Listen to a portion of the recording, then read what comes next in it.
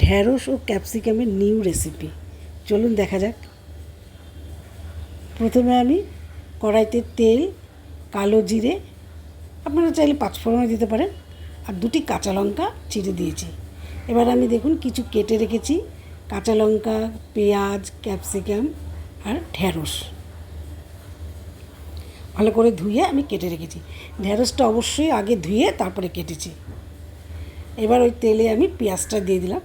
পেঁয়াজটা একটু লাল লাল হয়ে গেলে ওর মধ্যে এবার আমি ক্যাপসিকামগুলি কেটে রেখেছি সেগুলি দিয়ে দেবো।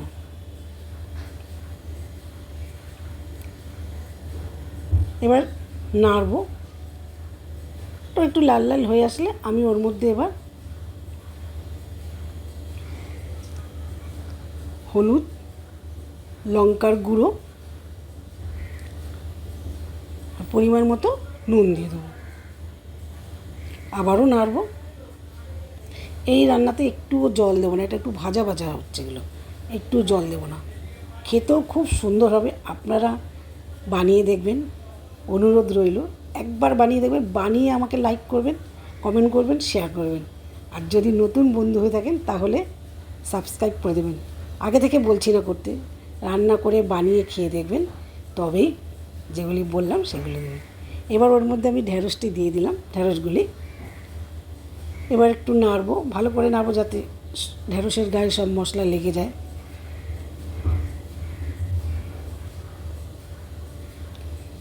ক্যাপসিকাম তো একটু সুন্দর খেতেই হয়, আপনারা জানেন।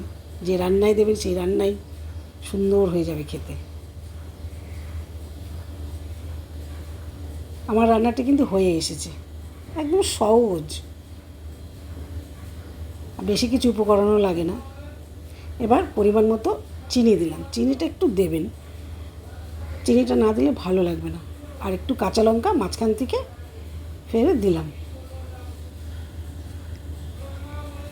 এবার ওর উপর থেকে আমি গরম মশলা ছিটিয়ে দেবো।